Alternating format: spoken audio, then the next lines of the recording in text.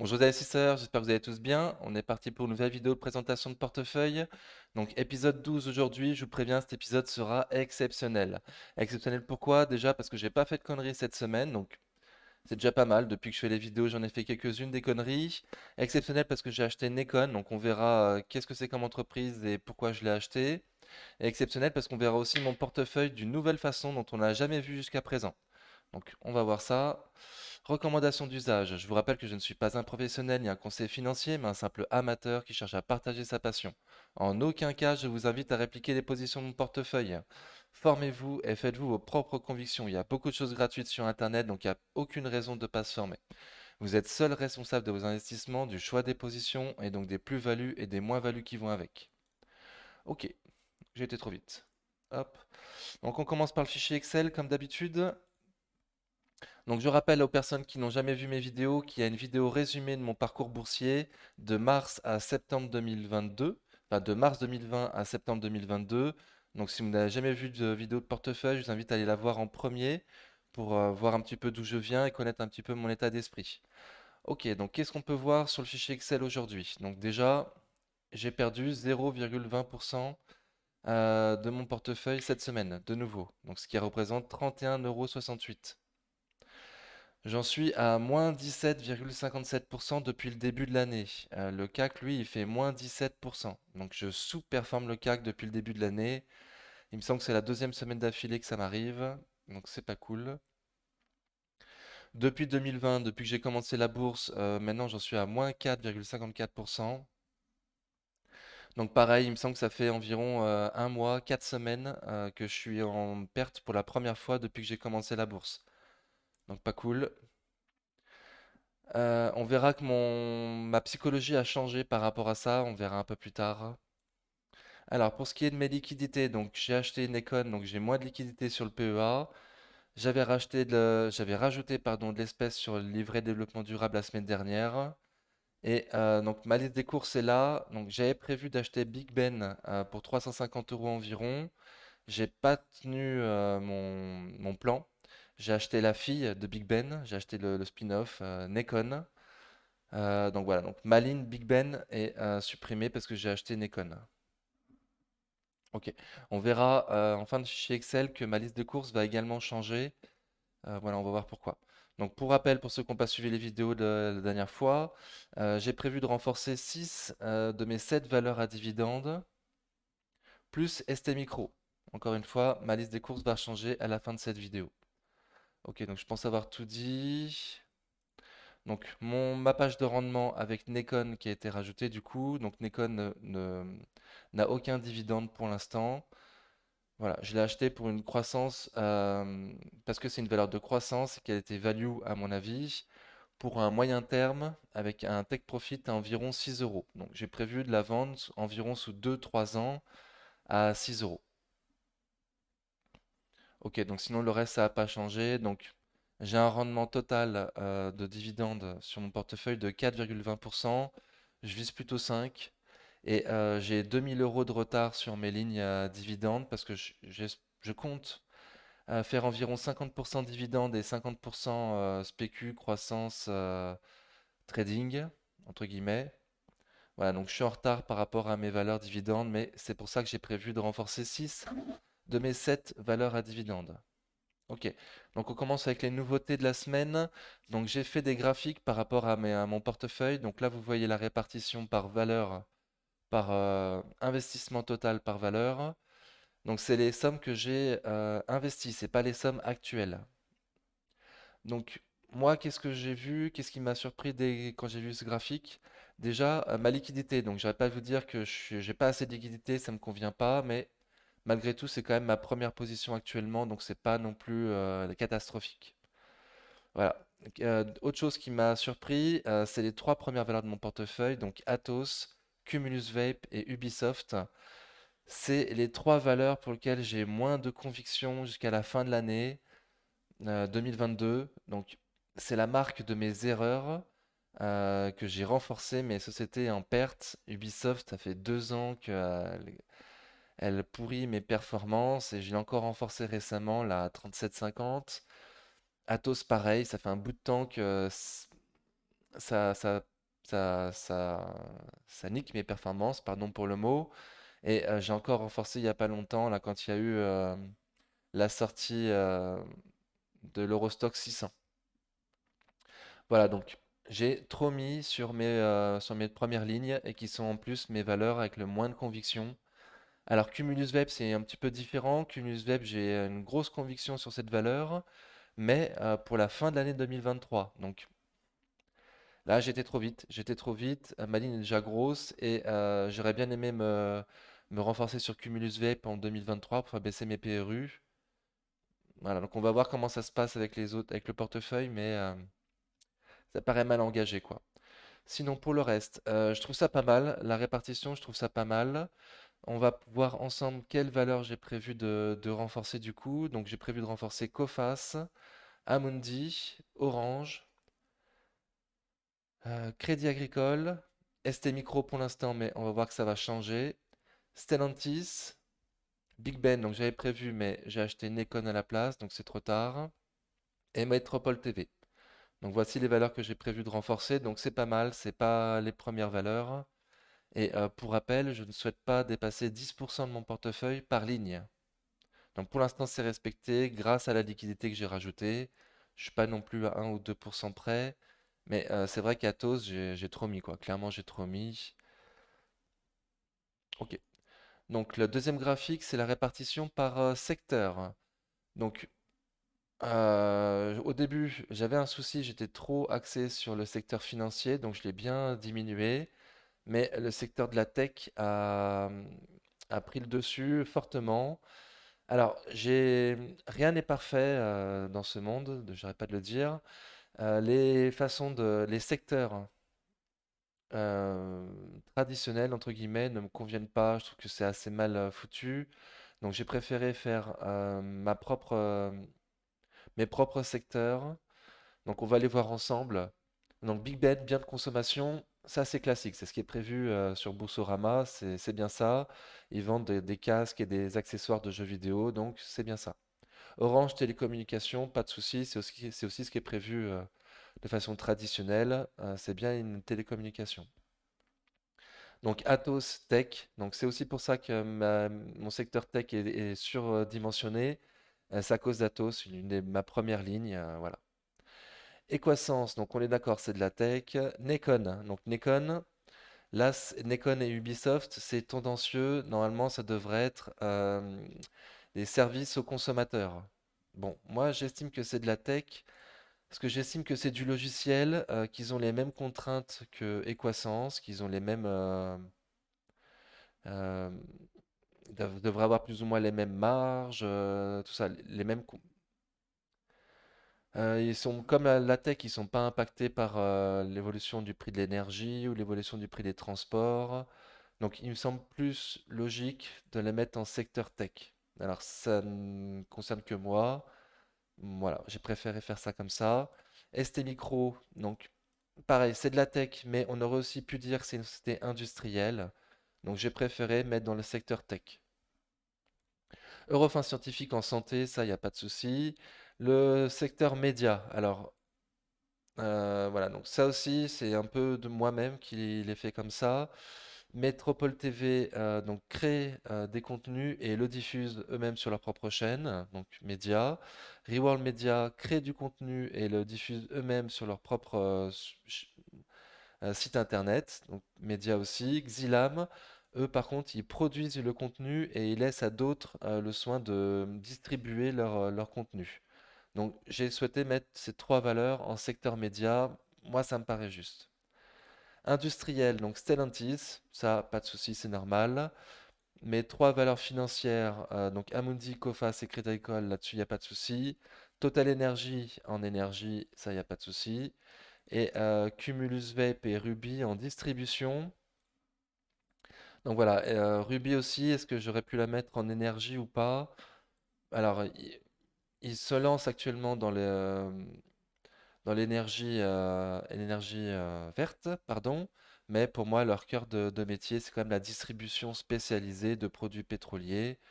Donc, j'ai préféré la mettre en distribution. Ok.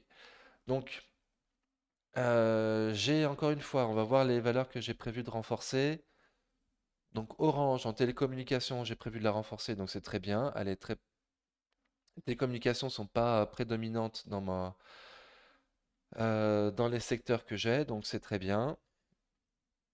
Euh, ST Micro, donc en tech, j'avais prévu de la renforcer. On va voir de nouveau que j'ai changé d'avis. On va voir pourquoi. J'ai prévu de renforcer Métropole TV dans les médias, donc ça va encore. J'ai prévu de renforcer Stellantis dans les secteurs industriels, donc c'est très bien. C'est un secteur que j'ai très très peu. Amundi, Coface et Crédit Agricole, j'ai aussi prévu de les renforcer, alors que c'est déjà mon deuxième secteur. Écoutez, voilà, on va voir ce que ça donne, mais pour l'instant, je reste dessus. Je vais renforcer ces valeurs. Total Energy, donc mon PRU est trop faible. Il est trop bon, mon PRU. Et en plus, c'est sur le CTO, donc je pense pas renforcer Total Energy. Éventuellement, si ça va à 40 euros, je prendrai sur le PEA, mais non, pour l'instant, on n'y est pas. Et Cumulus Vape et Ruby, j'ai pas prévu de les renforcer pour l'instant. Voilà, c'est le troisième secteur, donc ça me va pour l'instant.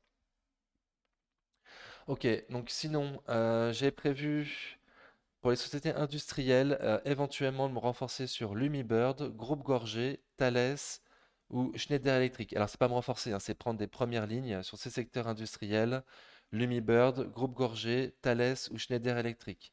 Il me manque aussi le secteur des matières premières, donc je repense de nouveau fortement à prendre Air Liquide, ce que tout bon père de famille doit avoir, même si j'ai pas de famille, et Robertet également. Il me manque aussi en énergie, donc j'ai prévu éventuellement de prendre des lignes sur Moulinvest ou Cogra. Donc on va voir mon troisième graphique. Donc le troisième graphique, c'est par rapport à la taille de mes entreprises. Donc j'ai pris, pour les tailles des entreprises, j'ai vu sur Wikipédia, euh, c'était la définition américaine. Du coup, c'était en dollars. J'ai transféré en euros parce qu'avec la parité euro-dollar ces temps-ci, ça revient au même. Alors, je sais que normalement, pour l'Europe, on prend des tailles inférieures parce que nos entreprises ont des valorisations inférieures. Bon, moi, j'estime que c'est l'Amérique qui domine le secteur financier, donc c'est eux qui ont raison. Donc, j'ai pris leur façon de compter. Ok. Donc, on voit les entreprises que j'ai mis en small, on voit que ça représente 46% de mes valeurs. Donc, 46% de mes valeurs sont des small cap. Et 19% sont de mid cap. Donc en tout, 65% de mon portefeuille est constitué de small and mid cap. Donc je savais que j'avais un biais par rapport au small cap et small et mid cap, que j'aimais bien ça. Mais sincèrement, je pensais pas à ce point. Alors, il faut aussi relativiser parce que j'ai pris la façon de compter des Américains, certes. Mais quand même, ça fait beaucoup. Donc ça me gêne pas trop, mais quand même à surveiller. À surveiller. C'est aussi pour ça du coup que j'ai prévu de changer. Enfin, c'est pas- enfin voilà, j'ai prévu quand même de le tenir à l'œil et de pas non plus avoir 80% de mon portefeuille en small cap, ce serait un peu gênant. Voilà, surtout que je souhaite, j'ai 50%, j'ai une stratégie 50% dividende, donc pour ça il vaut mieux plutôt les grosses caps. Ok, donc qu'est-ce que je peux vous dire de plus? Donc on verra à la fin de ma liste de courses où est-ce qu'on en sera. On verra pas du tout ces graphiques toutes les semaines, hein. Je pense que voilà. Si vous avez des questions, n'hésitez pas à poser en commentaire, j'y répondrai avec grand plaisir. Et donc pour ce qui va changer sur ma liste des courses, c'est ST Microelectronics. Donc j'ai prévu de ne pas la renforcer et à la place je vais renforcer Eurofins Scientifique parce que quand on a vu sur mes valeurs sectorielles que la tech j'en ai déjà trop et que le santé c'est mon plus petit secteur actuellement. Voilà, donc je souhaite changer ça, surtout sur Eurofins, qui est une magnifique société, qui est également une big cap. Voilà, donc comme STM, mais au moins c'est secteur santé. Donc voilà, j'ai prévu de changer ma liste des courses par rapport à ça. C'est le seul changement que j'ai prévu pour l'instant et j'espère mettre de l'argent la semaine prochaine. Voilà, sur mon livret de développement durable. On verra ça. Ok, donc on passe au portefeuille. Il me semble qu'on a fait les recommandations d'usage, hein. Oui, on a fait les recommandations d'usage. Donc mon CAC, le CAC, pardon, le compte titre. Donc, Total Energy a fait plus 1,36% cette semaine. Donc, c'est pas mal, c'est plutôt flat. J'en suis à plus 63% depuis que je l'ai acheté. On va voir qu'il y a une news. Donc, la news, c'est que la grève est reconduite chez Total malgré l'accord salarial. Donc, j'en reste là. Je pense que si vous avez écouté ma précédente vidéo, vous connaissez mon point de vue par rapport à ça. J'en reste là. On parle pas de politique sur cette chaîne. Autre news, je sais pas du tout si on en avait parlé la semaine dernière. Mais l'OPEP Plus a décidé de réduire la production de barils de 2 millions de barils par jour.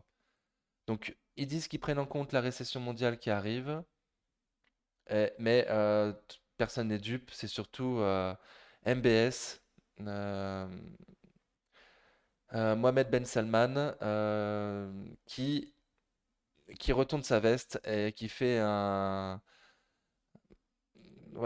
pied de nez à l'Occident, entre guillemets. Je vous rappelle que ses débuts en tant que enfin pas président, mais en tant que dirigeant de l'Arabie Saoudite, je crois. Oui, c'est l'Arabie Saoudite, a très mal commencé. Il a fait tuer un journaliste, voilà, et ça a fait un tollé. Du coup, il a été mis un petit peu au banc des responsables politiques mondiaux.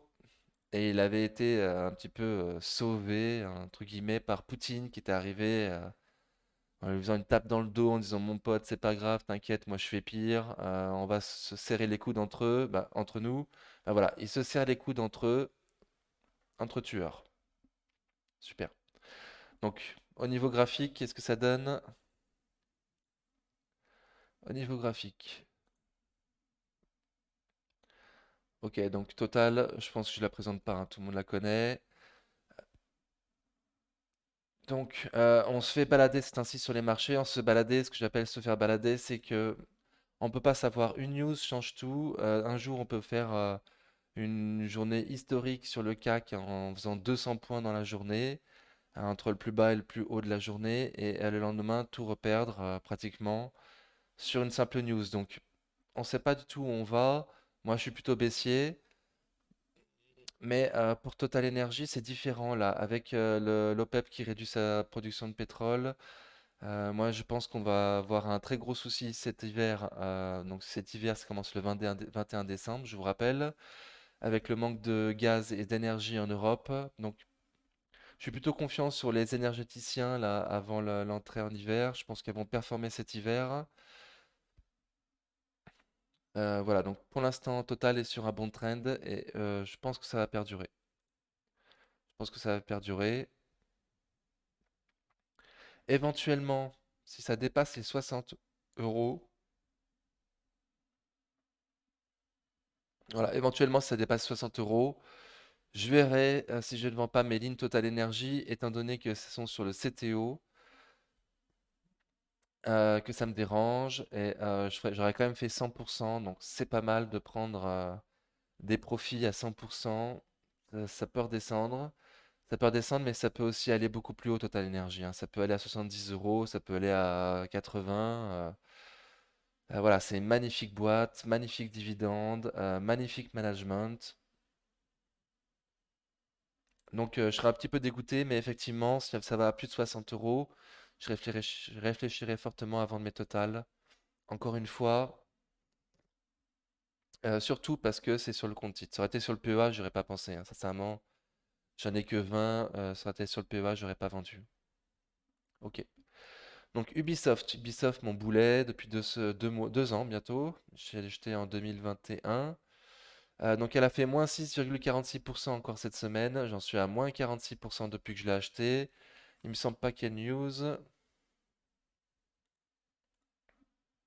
Non, pas news. Stellantis la prochaine. Donc en graphique, ça donne quoi?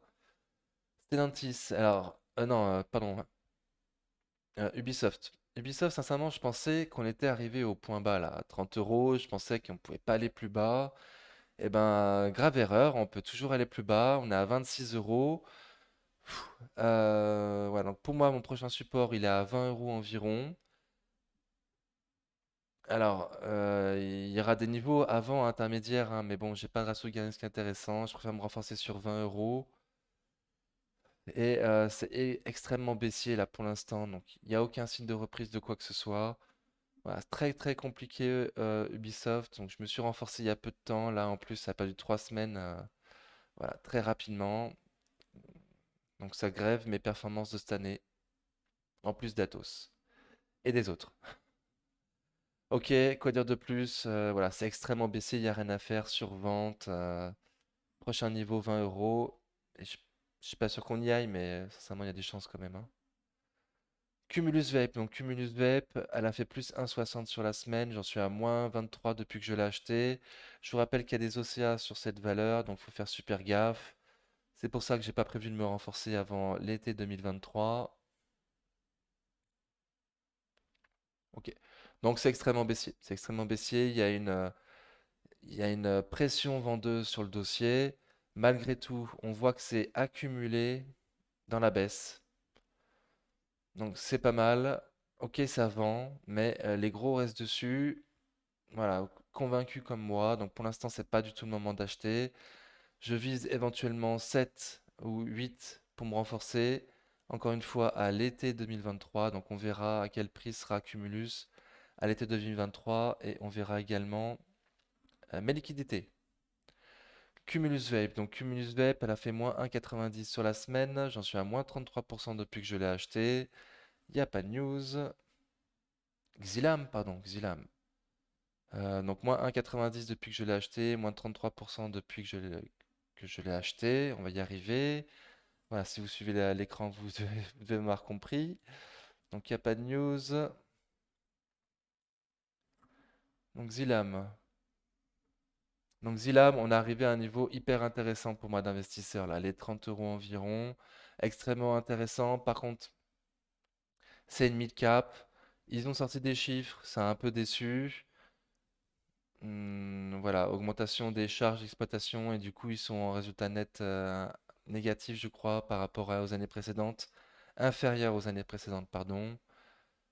Voilà, il me semble pas qu'ils perdent de l'argent ou alors ils en perdront pas sur l'année, hein. Bah, c'est une valeur de belle qualité, Xilam, mais c'est une valeur moyenne, elle ne sera pas trop trop recherchée. Donc éventuellement un début de ligne actuellement vers les 30 euros ou une ligne complète, mais un peu comme sur Nekon, en pensant la revendre 2-3 ans, au bout de 2-3 ans, beaucoup plus cher. Voilà, et entre-temps, pour le court et moyen terme, sincèrement, voilà, ça risque de prendre son temps, je pense. En tout cas, avant les prochaines publications, il ne devrait pas y avoir grand-chose normalement. On remarque de nouveau que dans la baisse, c'est accumulé, donc c'est une valeur de très grande qualité et les gérants de grands fonds l'ont bien compris. Ok, donc j'ai l'impression qu'on va passer au PEA. Pardon. Donc le PEA. Donc je vous laisse en... Voilà, je crois que j'ai mal fait mon truc. Ouais, on voit pas Métropole TV quand je mets un grand, donc je vous laisse prendre connaissance de tout ça. J'en profite pour vous rappeler qu'on fait partie d'un Discord, qu'on est très nombreux sur le Discord, que je suis loin d'être le plus doué. Je suis juste le moins timide. J'accepte de montrer mes comptes sans problème. Donc c'est pour ça que je fais les vidéos, mais donc n'hésitez pas à nous retrouver sur le Discord. Vous verrez des gens extrêmement intéressants qui ont des profils totalement différents. Tout le monde ne fait pas forcément que du long terme. Voilà, moi non plus, je fais pas que du long terme, hein. J'ai quand même une stratégie à court terme parfois quand j'ai du cash. Et quand le CAC est haussier. Donc on voit que j'ai acheté Nikon cette semaine, donc on va voir les ordres quand on sera sur la ligne Nikon. Je vous ai pas dit ma perf, mais on l'avait dit sur le fichier Excel, hein, le CAC fait plus 1,11% sur la semaine. Moi j'ai fait moins 0,20, donc je sous-performe le CAC de nouveau. Voilà. Donc Coface a fait plus 2,59% sur la semaine, et moi j'en suis à moins 3 depuis que je l'ai acheté, donc c'est plutôt pas mal, elle résiste bien. Est-ce qu'il y avait une news sur Coface, il me semble? Oui. Donc Moody's relève ses perspectives de la note de Coface, donc super. J'en tiens pas trop compte d'habitude, mais là, je trouvais que ce qu'il disait c'était sympa, donc je voulais vous le partager.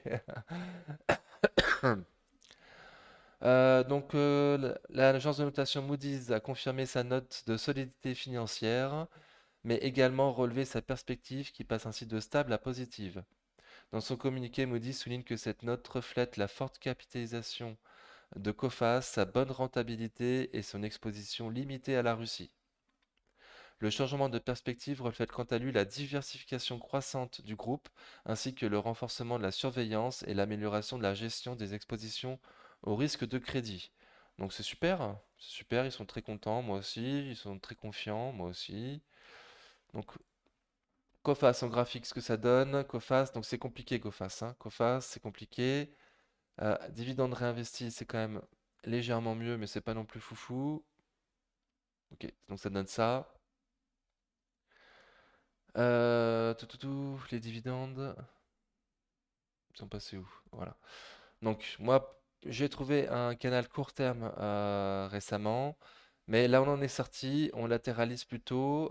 Donc les supports là des 9,60, 9,70 euros a bien tenu pour l'instant. Cela dit, on refuse toujours de passer au-dessus des mêmes 200 jours. Donc RSI au-dessus de 50, c'est accumulé, il y a une bonne note de Moody's. Donc moi j'ai quand même bon espoir que Coface s'extirpe là de dessous de MM200 en jour. Donc ça sera aussi lié à la macro.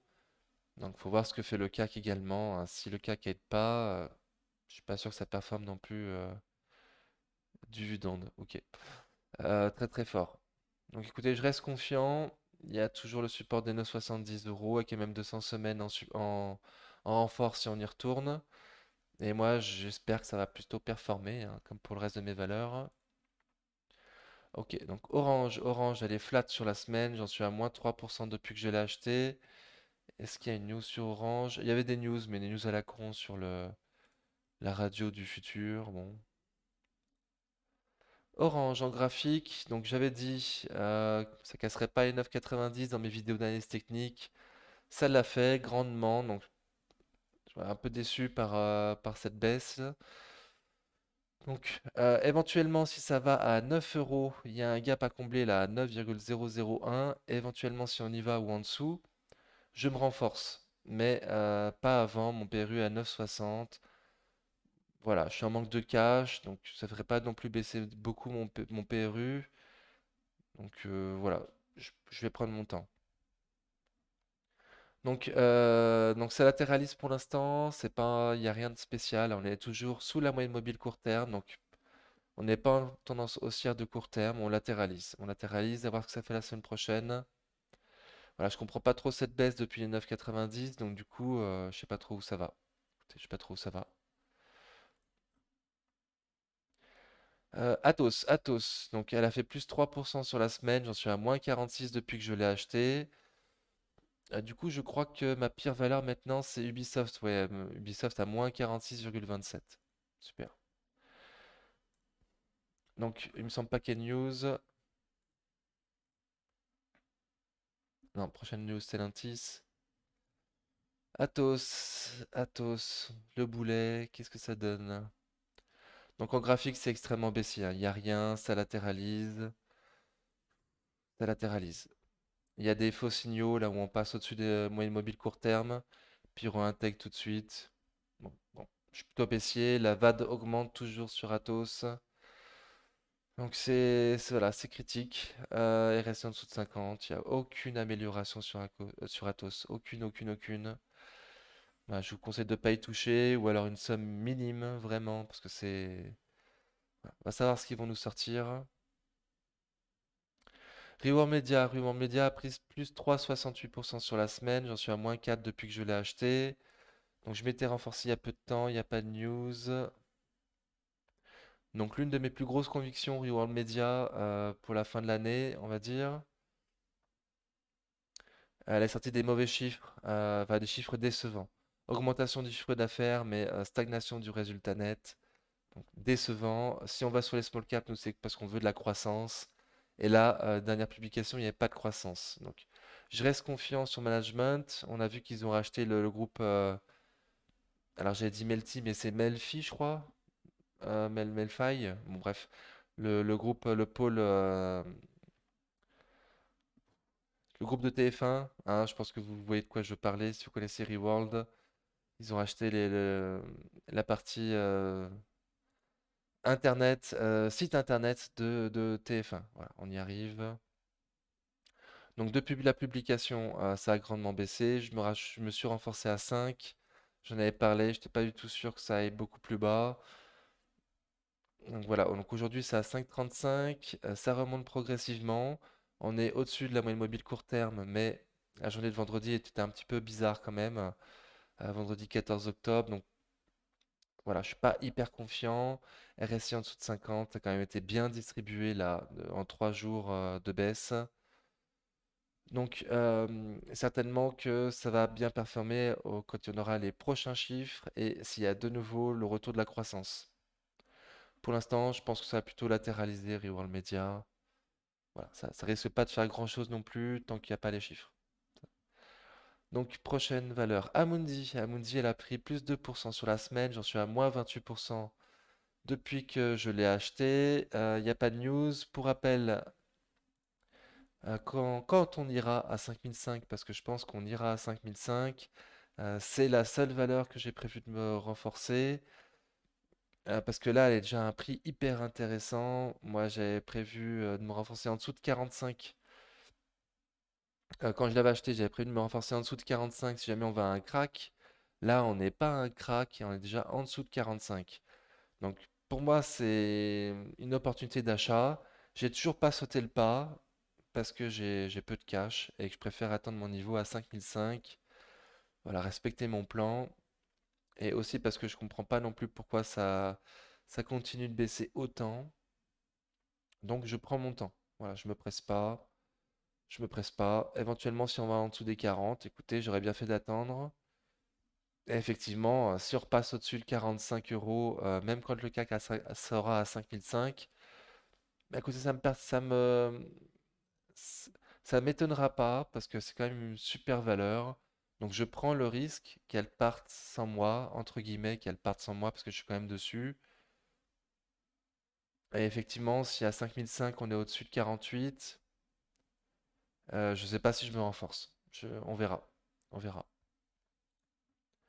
Ok, Ruby, elle a fait moins 0,89 sur la semaine. J'en suis à moins 15 depuis que je l'ai acheté. Moins 15,80, on pourrait dire 16. Il n'y a pas de news. Hop, donc Ruby. Ruby, donc depuis que ça a lâché son dividende, ça performe pas du tout, hein. Ça performe pas du tout. Il y a eu des super chiffres. Jeudi 8 septembre, ça a bien performé le lendemain, mais depuis, ça dégringole. Donc de nouveau, je comprends pas cette baisse. Donc c'est pour ça que j'ai pas prévu de la renforcer. C'est ma seule société à dividende que j'ai pas prévu de renforcer pour l'instant. Voilà, parce que j'ai pas assez de cash et qu'il fallait faire des choix. Donc j'ai fait le choix de ne pas prendre, de pas renforcer Ruby. Donc écoutez, en attendant, c'est extrêmement baissier. C'est sous la moyenne mobile court terme, c'est sous une résistance. Je suis d'avis de penser que pour l'instant, ça va au sud, hein. Pour moi, il y a un super niveau à 20 euros. Hmm. Les 19-20 euros. Donc à voir ce que ça fait. À voir ce que ça fait. Je suis vraiment pas confiant. Je trouve que la baisse est excessive. Mais voilà, je garde à l'esprit que c'est pas les petits porteurs qui font le marché, c'est les gros. Et les gros, là, ils veulent pas rentrer dessus. Ils ont distribué. Voilà, ils sont plus informés que nous, ils sont mieux formés, ils travaillent en équipe avec des spécialistes. Si eux, ils rentrent pas dedans, moi, ça me rend pas confiant. Donc, prudence. ST Micro, elle a moins 3% sur la semaine. Il me reste 2% de plus-value depuis que je l'ai acheté. Donc j'ai prévu de me renforcer sur ST Micro. Ah non, j'ai plus prévu de me renforcer, du coup je me renforce plus sur STM, ouais. Donc où ça en est graphiquement? Graphiquement c'est pas mal. C'est pas mal, pardon. Donc graphiquement il y avait un îlot de retournement qui nous donnait le niveau des 30. Donc est-ce qu'on l'a fait avec la bougie du jeudi 13 octobre environ? C'est possible. Donc c'est en baisse parce que Apple avait dit qu'ils vendaient moins d'iPhone que prévu, parce que d'autres sociétés de semi-conducteurs ont donné des perspectives décevantes. Voilà, à mettre en parallèle avec le fait que d'autres sociétés de semi-conducteurs ont donné des chiffres très intéressants. Donc comme TSMC récemment, comme Samsung. Et ce qui a donné des mauvais chiffres, c'était plutôt les Américains, Nvidia et AMD, je crois. Non, AMD c'est allemand, donc Intel, je sais plus. Bon, bref, donc c'est mitigé, c'est mitigé. Donc voilà, mon PRU est à 31,36. Je trouve qu'il est pas mal mon PRU. C'est aussi pour ça que j'ai pas prévu de me renforcer sur STM et plutôt renforcer sur Eurofins. J'ai déjà 800 euros sur la ligne, c'est pas mal. Et éventuellement, si on va à 28-29, oui, j'aurais voulu me renforcer, mais j'ai pas assez de cash et ça aurait pas fait baisser mon PRU beaucoup. Donc voilà pourquoi j'ai préféré changer d'avis et renforcer Eurofins. Donc comme je l'ai dit, c'est mitigé, hein, 28-29, c'est pas mal du tout, mais est-ce qu'on va y aller? J'en sais rien. Voilà, RSI en dessous de 50, donc c'est largement possible. C'est largement possible. Ok, donc Crédit Agricole a fait plus 1,21% sur la semaine. J'en suis à moins 9,50 depuis que je l'ai acheté. Il n'y a pas de news, on a vu. Alors, je vais juste revoir les news vite fait. J'ai pas fait de bêtises. Stellantis, Nikon. Ok. Et donc j'en étais à Crédit Agricole. Fou. Crédit Agricole. Donc Crédit Agricole, donc c'est très baissier hein, quand même depuis février 2022.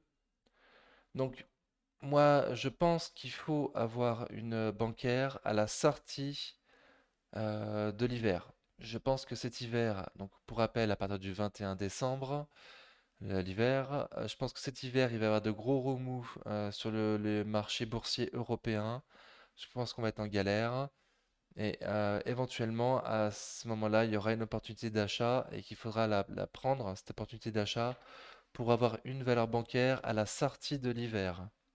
Pour profiter de la remontée des taux, voilà, je pense que la prochaine décennie devrait être une décennie de remontée des taux pour contrer l'inflation qui est extrêmement forte et qui devrait durer longtemps. Voilà. Mais bon, en attendant c'est baissier, j'ai une stratégie un peu spéciale sur Crédit Agricole où j'ai commencé une ligne vers le milieu de son canal de long terme, depuis 2008 en tout cas. Donc j'ai commencé une ligne à ce niveau-là en prévoyant de me renforcer à 9, 8, 7 et 6 éventuellement si on y va. Donc je me suis déjà renforcé donc à 9. Là j'attends les 8. J'attends les 8, plutôt 7,80 d'ailleurs, pour me renforcer de nouveau. Et si on va à 7, là combler ce gap à 6,982, de nouveau je me renforcerai. Voilà, donc c'est ma stratégie sur le Crédit Agricole. Dividende, et je voulais pas la laisser partir sans moi. Ce que je vous dis, ce n'est que des scénarios sur le fait que ça va être très dur en Europe cet hiver. Voilà, si demain Poutine glisse sur sa savonnette dans sa salle de bain et qui meurt, tout change. Donc voilà. Donc voilà, je pense que je suis clair. Cumulus Vape, donc elle a fait plus 1,62% sur la semaine. Sur le PEA, j'en suis à moins 28% depuis que je l'ai acheté.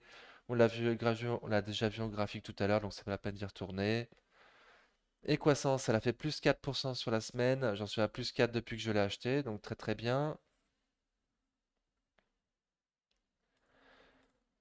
En graphique, ça donne quoi? Donc j'avais visé la zone des 60 euros pour en acheter en ayant une target à 120 euros. Si on y va, alors pour l'instant, j'ai pas une ligne assez grosse pour pouvoir pour pouvoir alléger si on va à 120. Donc pour l'instant, c'est juste une ligne long terme et j'espère pouvoir me renforcer sur Equasens pour pouvoir avoir une ligne suffisamment grosse pour m'alléger si on va à 120. Ok. Donc en attendant, c'est extrêmement baissier. En attendant, il y a une sorte de, comme sur beaucoup de graphiques, là, une sorte de double bottom avec une ligne de coup à environ 63 euros. Donc à voir ce que ça fait. Euh, voilà, pour l'instant, c'est sous la moyenne mobile court terme, c'est sous une résistance. RSI est très très faible, c'est distribué. Donc pour l'instant, c'est en tendance baissière. Donc on va voir jusqu'où ça va. Potentiellement, ça peut aller à 50 euros. Je pense pas plus bas, mais bon. Personne ne peut savoir vraiment, hein, c'est qu'un scénario, mais quand même 50 euros, il devrait y avoir beaucoup de monde à ce prix-là. Moi, j'ai commencé Equasens, j'ai commencé. La première fois que je suis rentré sur Equasens, c'était à 100 euros. Et à l'époque, j'en étais content. Donc ça a baissé, effectivement. J'ai revendu flat là quand ça a cassé même 200 semaines. Mais et voilà, 100 euros, j'en étais content à l'époque. Donc si ça va à 50, sincèrement, voilà, je trouverai une solution pour en racheter à ce niveau-là, hein. Ok, donc Stellantis, plus 2,40 sur la semaine. J'en suis à moins 16 depuis que je l'ai acheté. Elle, j'ai prévu de la renforcer, mais on a vu une news. Donc Stellantis, Fiat se rapproche du marché algérien. Ok, super. C'est pas une super news. C'est juste histoire de dire ils sont assez dynamiques sur Stellantis. Moi, je suis très confiant sur le management. Voilà, je trouve qu'ils ont beaucoup de marques très intéressantes, qui sont bien diversifiées géographiquement. Donc ça compense avec moi qui suis pas du tout diversifié géographiquement avec que mes valeurs françaises. Voilà. Donc Stellantis. Stellantis, donc pareil, sans tendance baissière depuis janvier 2022. Donc moi, j'ai prévu de me renforcer éventuellement si on va à 11,50, voire plus bas. Pour l'instant, c'est sous une tendance baissière, sous résistance oblique baissière, sous la moyenne mobile court terme. Donc voilà, donc c'est sur un support, mais,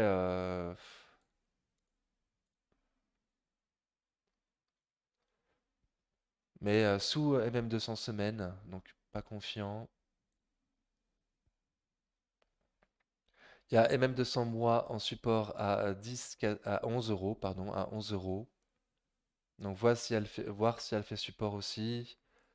Donc moi j'ai dit 10,50 si on y va. 11,50 pardon, 11,50. Voire les 11 si on va voir MM200 mois.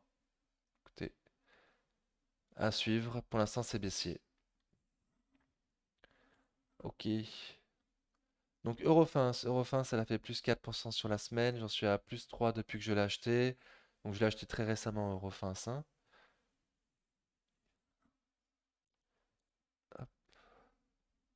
Donc Eurofins extrêmement baissier. Comme Equasens, j'ai commencé une ligne à 60 euros en prévoyant de m'alléger à 120 si on y va environ.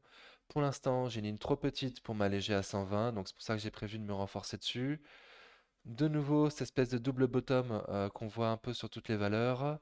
Donc ligne de coût aux alentours de 65 euros, voir ce que ça fait. C'est quand même un peu mieux que les autres. C'est au-dessus de la moyenne mobile court terme, mais elle est restée en dessous de 50. Bon, donc à voir ce que ça y fait. Pas confiant. Il y a un gap à combler à 57,46. Moi, mon scénario, ce serait qu'on aille le combler et qu'ensuite on reparte au nord. Mais si ça se passe mal et que ça retourne aux 50 euros, écoutez, pour moi, ce serait une opportunité d'achat super. Donc en espérant qu'on soit à 50 euros quand le CAC sera à 5000 et pas beaucoup plus bas. Ok, donc Big Ben, j'en suis à moins 1,3. Elle a fait moins 1 sur la semaine, j'en suis à moins 28% depuis que je l'ai acheté. Pour rappel, je l'ai acheté il y a vraiment très peu de temps également, donc grosse déception. Je me suis fait avoir comme un con. Je suis rentré dessus comme un bourrin. Voilà, comme un bourrin, je me suis déjà allégé, et pourtant il me reste encore 500 euros dessus, donc je suis vraiment allé comme un bourrin, ça fait que baisser.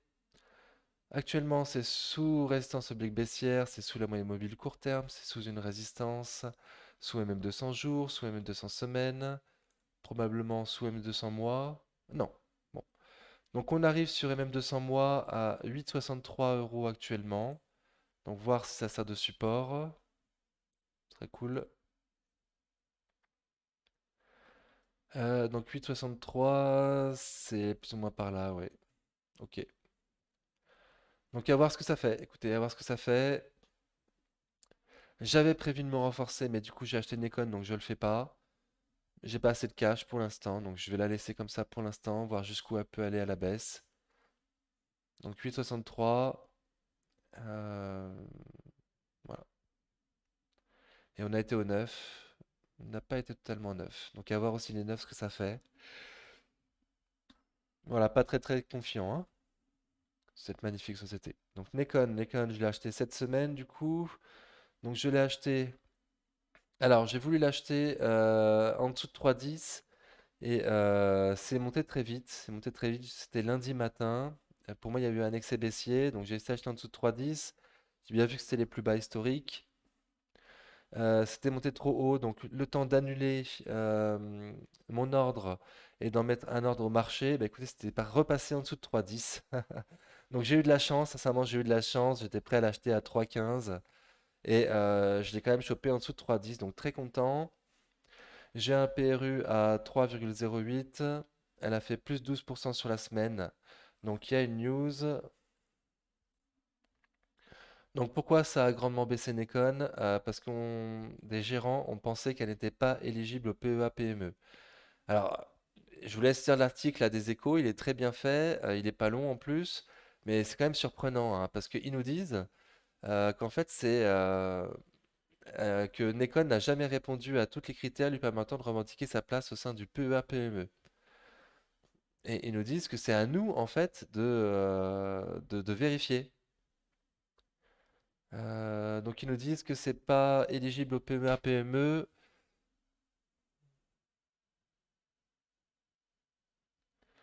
En fait, c'est parce que c'est une filiale. En fait, c'est parce que c'est une filiale de Big Ben et que pour être au PEA-PME, il faut pas qu'il y ait une entreprise qui... alors, je ne retrouve plus.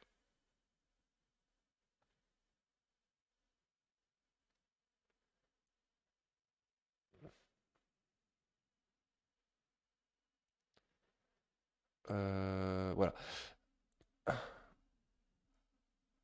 Donc, pour être éligible au PEA-PME, normalement, il faut qu'aucune personne morale ne doit détenir plus de 25% du capital.